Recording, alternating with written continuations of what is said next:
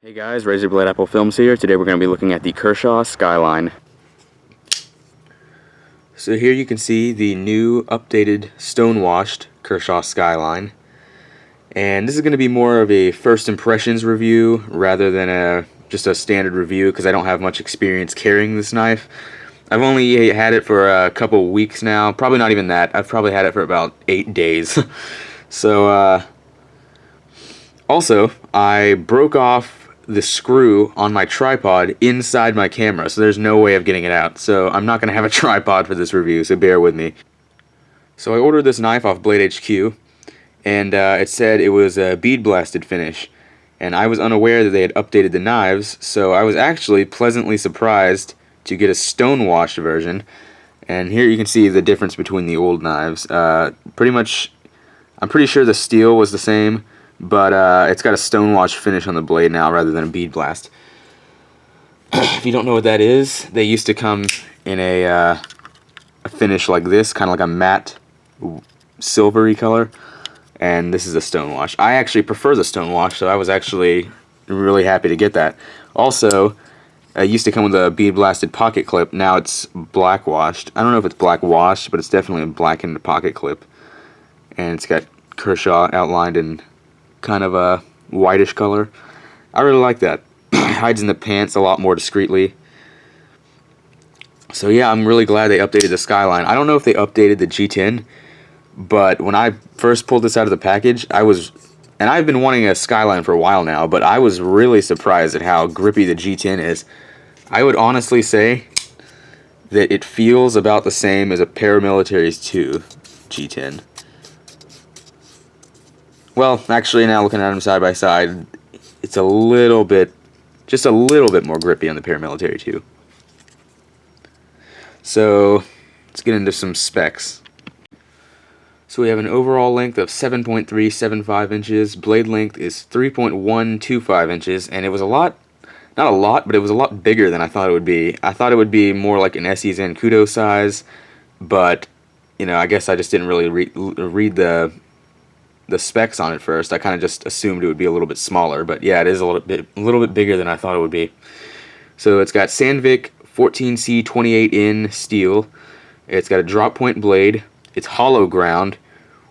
If you know what a straight razor is, you know, they're kind of hollow ground. A lot of hunting knives are hollow ground, so that means it's going to be able to get, for me, I've been able to get hollow grounds way sharper than my full flat or saber grinds, and I think they slice a little bit better.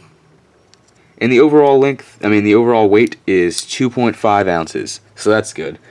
My Spyderco Delica, I don't have it with me, but that's also 2.5 ounces. I always appreciate lighter knives, because I'm usually kind of carrying, you know, not just a pocket knife in my pocket. So I actually look for lighter weight. I can always appreciate that. I tend to grab knives that are a lot more lightweight when I'm, you know, when I have like my knife box open in the morning. I'm like, oh, which one do I want? So 2.5 ounces, that's great. That's just as light as my Delica. It's now one of my lightest knives I have. Just get the pocket clip out of the way. Like I said, we got a kind of a blackened pocket clip. It's not exactly black wash, but it's definitely got some kind of, you know, grittiness to it, if you see that. It's not just a perfect black clip.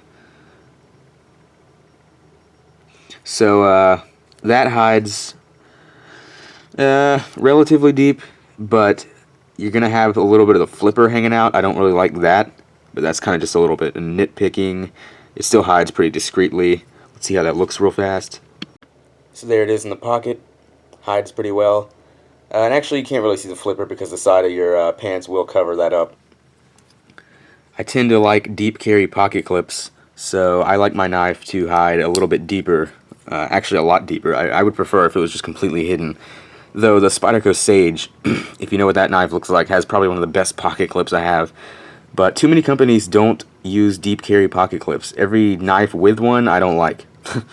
But all my favorite knives usually just come with these kind of pocket clips that stick out about that much. So, you know, I don't really mind that too much. So, yeah, getting on to the rest of the design.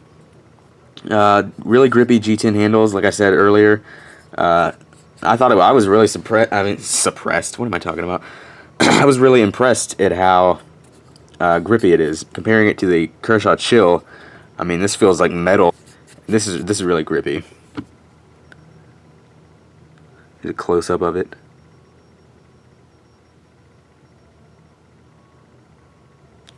So, handle design. Looking at it, I didn't think it would be comfortable. It's got the finger choil, which are usually comfortable, but like the handle gets slimmer as it goes down towards the end of the palm. Usually I like knives that get bigger as you go down towards the end of the palm, like the SE Zenkudo. If you can see the difference there. But, I mean, your hands fit really perfectly into the place, so, you know, it's actually one of the best feeling knives in hand I have, and I say that on a lot of videos. But Kershaw usually doesn't do their ergonomics well. The Chill isn't bad, but it's kind of narrow. It's just not a lot to grab onto, and you can kind of feel those edges. Kershaw Blur is all right. A little bit more filling, but you know, it's almost too big. And I think the Kershaw Skyline is easily the best. So the flipper actually doubles as a finger guard. So if you were to use this in a self-defense scenario or any other type of stabbing, your finger's not going to slip forward on the blade. So I always like that. I also always really like when they put a choil right here at the base of the blade, so you can't. So it's easier to sharpen. Rather than it just going directly into the flipper. So it's also made of the 14C28N steel, which is what my Kershaw Blur is made of. And I did a lot of tests in that video, and I had been carrying it a lot, and it holds up really well, and it's easy to sharpen. I think it's honestly like my new favorite steel. It holds up just as well as VG10, I'd say. I'm not a steel expert, but that's about what it feels like.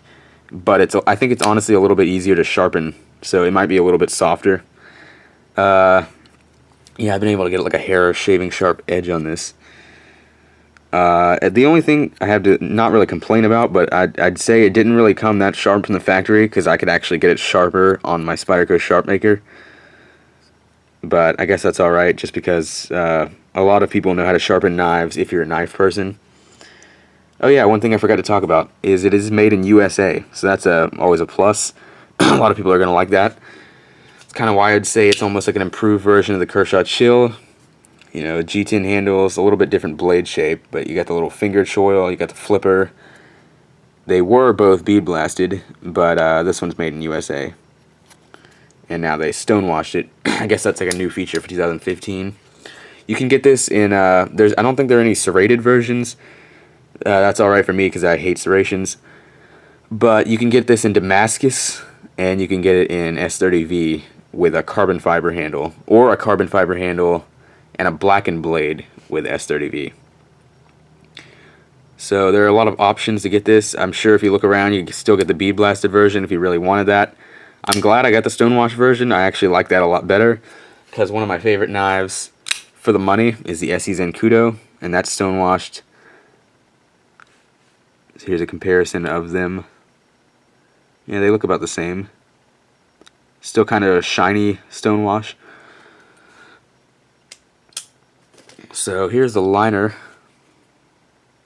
It is a full flow-through construction, by the way. Well, maybe not full, because you got a little bit of a backspacer right there, but it's still going to be easier to clean out than a knife that would just had a backspacer all the way through. Here's the lockup. Lockup's not bad. Really my only huge issue with the Kershaw Blur was the lockup, so we're going to test that in a bit. But it really doesn't look that bad. I don't think it's going to fail. I'm really hoping it won't. Not really much more to talk about besides the deployment. The deployment it was really tough at first. Like if you pulled really hard, it would only come out like that far. And you can see you can make it fail, but it's smoothed out a lot, and now it's pretty smooth.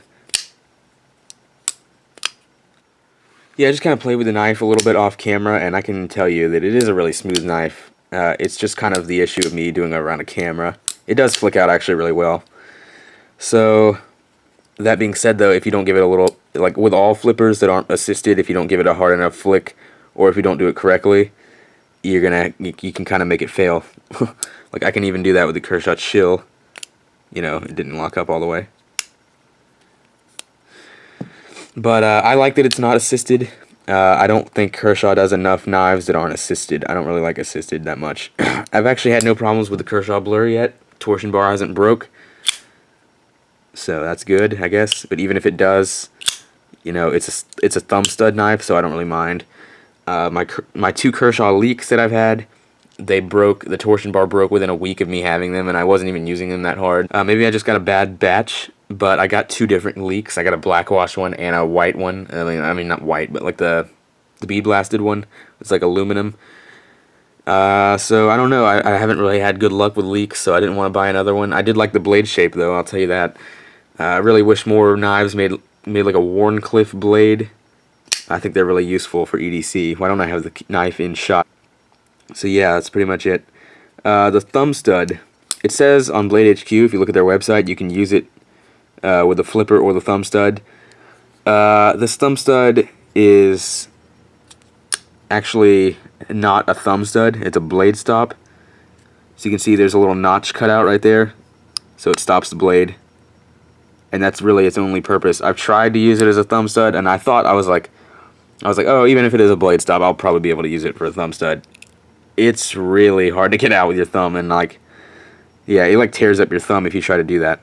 So I wouldn't recommend doing it. You can if you give it like a really hard flick, use it the thumb stud.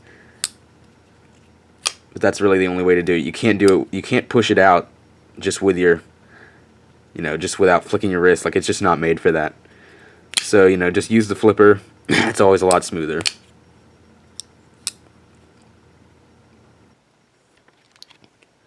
So here's the Kershaw Blur next to a...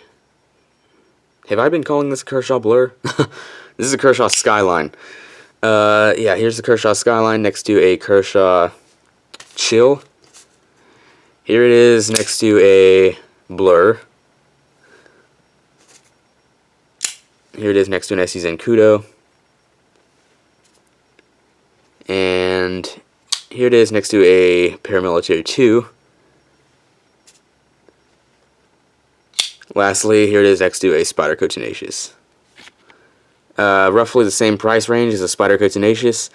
I'd say they're both really good quality, but you're going to have better quality steel, and you're going to have made in USA. And the G10's a lot better, so I would say if you really wanted to get this, if you really wanted the Tenacious, I'd say consider the Kershaw Skyline first. I would personally take the Skyline every time. But that being said, I got the Sprint Run Tenacious, so that's a little bit more money. $35 for the Spyderco Tenacious regular, and it's about $40 for this. So plus shipping, it's going to be about $45 to $50. So I think this is a little bit more. You get more for your money. I would take the Kershaw Skyline even for the $35 Spyderco Tenacious. But if you really just wanted a Kershaw knife kind of like this with G10, you can get like a $20 Kershaw Chill. You're going to have a lot softer steel, and it's made in China, but you know, it's $20, like half the price. SE Zenkudos are also a great choice, like $30. The only downside is you don't have G10 in the handles. It's plastic, but you get a really strong frame lock knife with AUS-8 steel, made in Taiwan. I would always recommend it. It's one of my favorite, just everything you need in a pocket knife. If you only wanted one and you're not a knife person, I would always recommend the SE Zenkudo. So sorry if you can hear some construction equipment in the background. They're doing some tree clearing near my house. But, you know, let's do the stab test with the Kershaw Skyline. I think it's going to do really well just because of the spear point. So this is a really hard foam, by the way. This usually stops arrows in their tracks. So, you know, it's kind of hard to get through. I don't have a tripod, sorry about that. Like I said, it broke. So I should get that fixed soon. But here's the stab test. Hopefully I have it in shot. Yeah, that went in really well.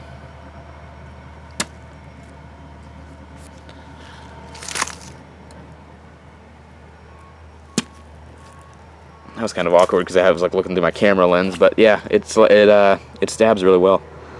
Real fast, I wanted to tell you that I'm not going to be doing any like knife tests in this video like I did with my Kershaw Blur, because even though it's a nice day outside finally in Florida, it's not scorching hot, pouring, raining, or freezing.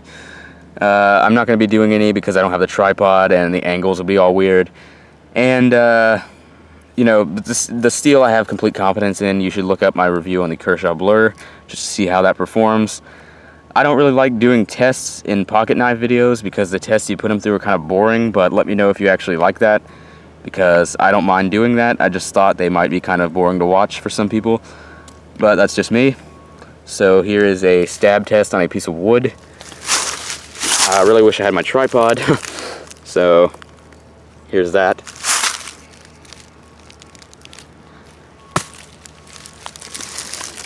It's a bit in really deep to the wood. Hopefully it didn't bend the steel like my Kershaw Blur. I mean my, what's it called? Chill. So there you can see the blade thickness, it didn't bend it.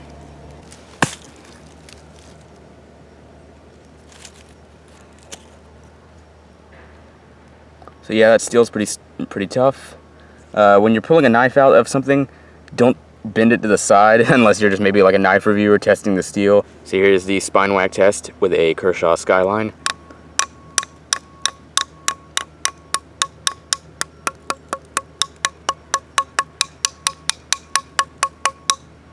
Yep, liner's pretty strong, so I guess this could be a pretty good tactical knife, I guess you could say. Wouldn't recommend it for that, but if you wanted it for that, yeah. You know, you got the finger guard, spear point, strong lock, G10, so yeah, it could work.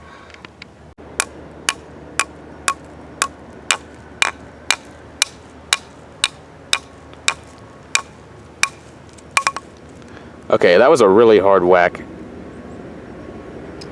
and that didn't fail the test, so I have complete confidence in this liner lock. It's a lot better than the Kershaw Blurs, so you probably don't even have to worry about that, and it doesn't even look like it's even on there that much. So yeah, the liner lock on this one is great. Here's a quick sharpening demo.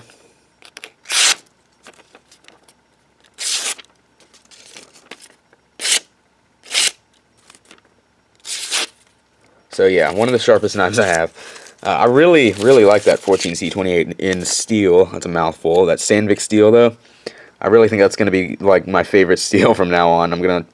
I think it's only limited to Kershaw though. I think only Kershaw uses them.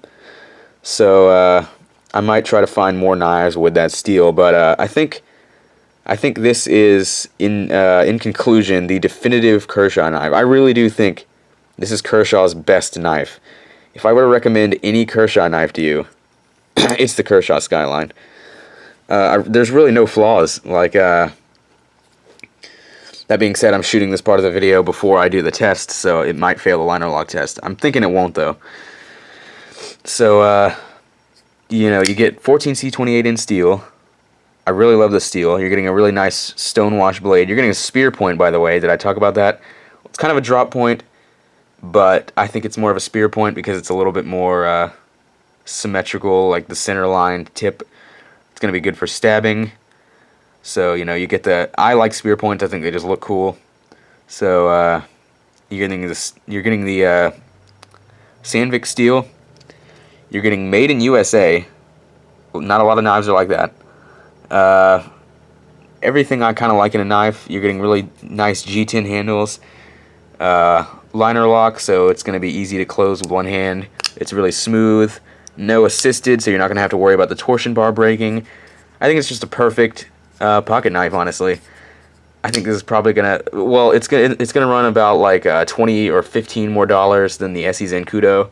But this is probably going to be the knife that I start recommending, you know, as my, like, favorite knife. This really is, like, one of my new favorite knives. And I always say at the end of my videos, oh, you should definitely get this knife. Well, I'm probably going to say that in a lot of videos because I wouldn't get a knife if I don't like it. And I probably wouldn't review it either. But, you know, I've had a lot of problems with Kershaw. Not problems, but, you know, my two leaks, I didn't like them. My Kershaw Blur, the liner lock is weak. And the Kershaw Chill, the steel is really soft. But this one is kind of just perfect. Like, this is definitely my favorite Kershaw knife. And I would definitely recommend you get one. So thanks for watching, and hope you enjoyed it. I was trying to get an angle for the opening shot, and I was stabbing this in a piece of wood. And I've stabbed this in about five or six times today into wood, and the tip is still really sharp and not bent.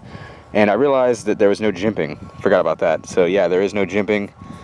As you can see, it's not really a big problem for me because I don't really like need jimping. It doesn't really ever affect the use of knives. But here's just like an underhand stab into the. So it stabs really well.